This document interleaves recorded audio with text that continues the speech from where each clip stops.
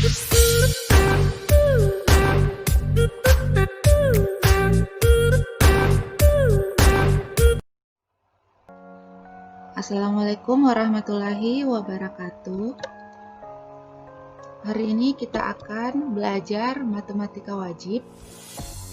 Ini adalah pertemuan pertama untuk pembelajaran matematika wajib, di mana materi yang pertama yang akan kita pelajari yaitu bab 1 geometri ruang. Adapun materi pokoknya, yang pertama kedudukan, titik, garis, dan bidang dalam ruang. Yang kedua, jarak pada bangun ruang. Yang ketiga, sudut pada bangun ruang. Yang keempat, masalah yang melibatkan bangun ruang.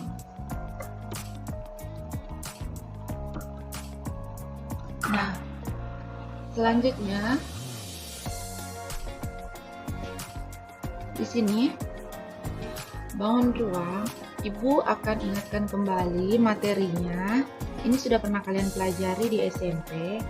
Pengertiannya yaitu unsur-unsur bangun ruang ada beberapa pengertian. Yang pertama, sisi, yaitu daerah yang membatasi bangun ruang tersebut. Jadi sisinya itu yang membatasi. Jadi contoh sisi yaitu AB, FE. Itu adalah sisi. Ini adalah contoh sisi AB, FE. Kemudian BC, GF itu adalah contoh sisi. Sisi itu berbentuk seperti bidang, bentuknya bidang. Contoh lain dari sisi yaitu EFGH. Selanjutnya, rusuk yaitu perpotongan antara dua sisi. Perpotongan antara dua sisi berarti misalkan ini sisi atasnya EFGH. Kemudian ini sisi ADHE. Perpotongan antara kedua sisi ini membentuk rusuk yaitu rusuk EH. Nah, rusuk itu berbentuk sebuah garis. Kemudian titik sudut yaitu titik potong antara beberapa rusuk. Jadi di sini perhatikan, di sini titik sudut yaitu titik-titik sudutnya.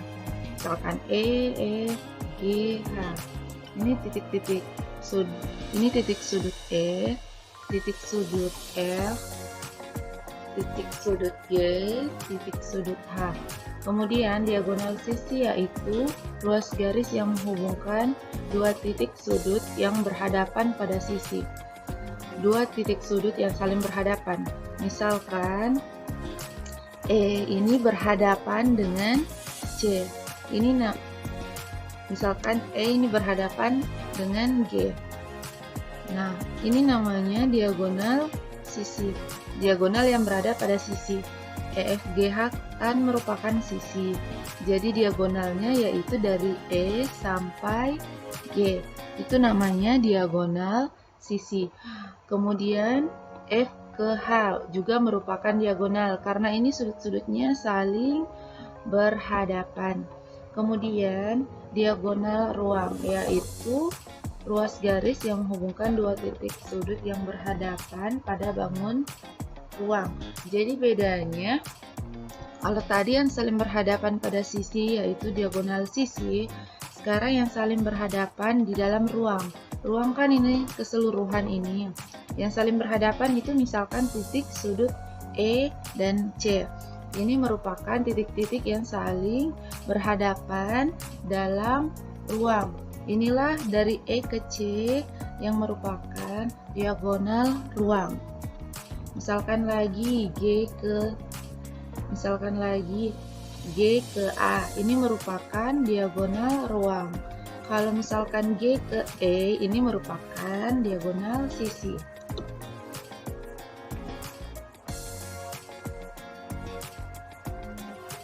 Nah, bidang diagonal yaitu bidang yang melalui dua rusuk berhadapan yang tidak terletak pada satu bidang. Bidang diagonal itu misalnya dia membentuk silang juga seperti ini, tapi dia merupakan sebuah bidang. Jadi misalkan sudut EB CH. Ini merupakan bidang diagonal EB CH yang saling menyilang tapi berupa bidang. Itu namanya bidang diagonal. Inilah beberapa materi tentang bangun ruang yang Ibu ingatkan kalian pernah pelajari sebelumnya, baik di SMP atau semester-semester awal pas pelajaran SMA. Sekarang kita masuk untuk materi tempat kedudukan titik, garis, dan bidang dalam ruang. Nah, yang pertama, titik terhadap garis. Ada beberapa kedudukan dari titik terhadap garis. Yang pertama, titik terletak pada garis. Contohnya seperti ini. Jadi titik menyentuh garis. Kemudian titik di luar garis. Jadi contohnya seperti ini. Jadi kedudukan titik terhadap garis dalam ruang ada dua, yaitu titik terletak pada garis, kemudian titik tidak terletak pada garis atau di luar garis seperti ini. Jadi titiknya tidak menyentuh garis. Kemudian yang kedua, titik terhadap bidang. Ada beberapa posisi di dalam ruang. Yang pertama, titik terletak pada bidang. Jadi seperti ini. Titik menyentuh bidang. Ingat, bidang itu berupa gambar seperti ini. Berupa sisi ya. Kemudian yang kedua, titik di luar bidang. Ini hampir sama dengan titik terhadap garis. Contohnya seperti ini. Titiknya tidak menyentuh bidang atau sisi. Selanjutnya yang ketiga, posisi garis terhadap garis. Yang pertama, berpotongan. Nah, contohnya seperti ini. Ini saling berpotongan. Jadi kedua garis itu saling menyentuh dan menyilang seperti ini. Ini namanya saling berpotongan. Yang kedua, dua garis saling sejajar. Nah, garis sejajar itu seperti ini. Jadi, jarak awal hingga jarak akhirnya selalu sama atau tetap. Jadi, biar diperpanjang bagaimanapun, jika posisi sejajar itu tidak akan pernah berpotongan. Jadi, jaraknya terus sama seperti ini. Yang ketiga, berimpit. Nah, contohnya seperti ini. Ada satu garis, kemudian ada garis lagi direkatkan. Nah, posisinya itu dia seperti ini, berimpit. Jadi, jika kita melihat dari arah depan itu hanya kelihatan satu garis. Jadi, dia saling menempel. Ini untuk posisi garis yang saling berimpit. Kemudian yang terakhir, posisi garis yang saling bersilangan. Nah, di sini bisa kalian perhatikan, bersilangan ini mirip dengan berpotongan. Dia bentuknya saling menyilang, cuma tidak saling menyentuh. Jika berpotongan itu, dia menyilang dan saling menyentuh. Sedangkan bersilangan, dia menyilang tapi tidak saling menyentuh. Posisinya bersilangan seperti ini. Dia hampir mirip dengan sejajar, dia tidak saling menyentuh. Cuma ketika bersilangan juga dia posisinya menyilang seperti ini. Selanjutnya yang keempat, kedudukan garis terhadap bidang dalam ruang. Yang pertama, garis terletak pada bidang. Jadi contohnya seperti ini. Garisnya berada di atas bidang atau menyentuh bidang atau terletak di atas bidang. Ini contoh garis terletak pada bidang.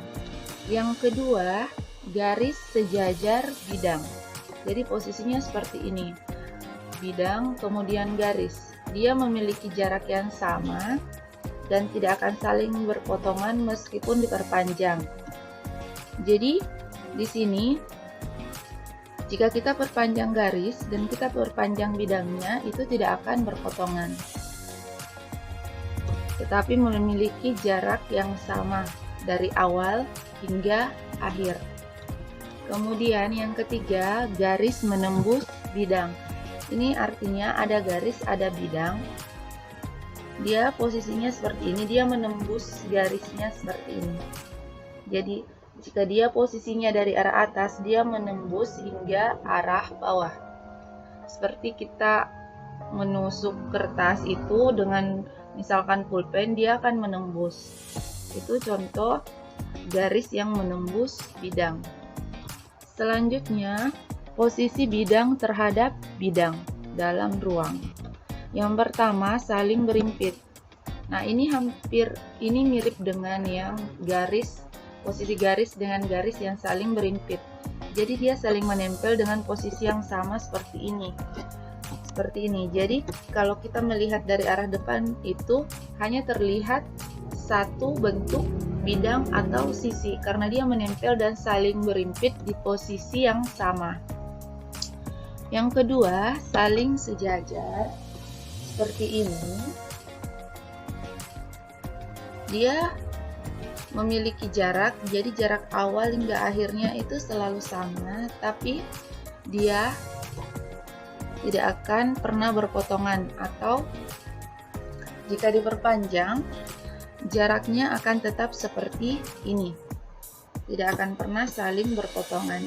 Ini contoh bidang terhadap bidang yang saling sejajar. Kemudian bidang terhadap bidang yang saling berpotongan, contohnya seperti ini. Ada bidang satu, kemudian saling dipotongkan dengan bidang dua. Gambarnya seperti ini. Jadi yang pertama ini. Nah, ini gambar satu bidang, kemudian ada bidang lain yang bentuknya berdiri seperti ini. Ini saling dipotongkan. Ini contoh bidang terhadap bidang dalam ruang yang saling berpotongan.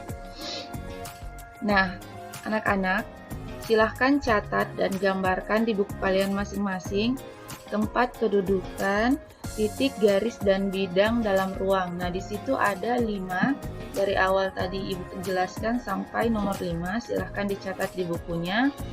Dan yang sebelumnya juga, yang pengertian unsur-unsur bangun ruang, silahkan juga dicatat. Kemudian kalian lanjutkan menyelesaikan tugasnya. Silahkan dicatat soalnya di buku masing-masing, kemudian dikerjakan. Nah, tugasnya nanti silahkan dikirim ke Google Classroom. Jadi ada 8 nomor, gambarnya seperti ini. Silahkan diselesaikan. Oke. Terima kasih.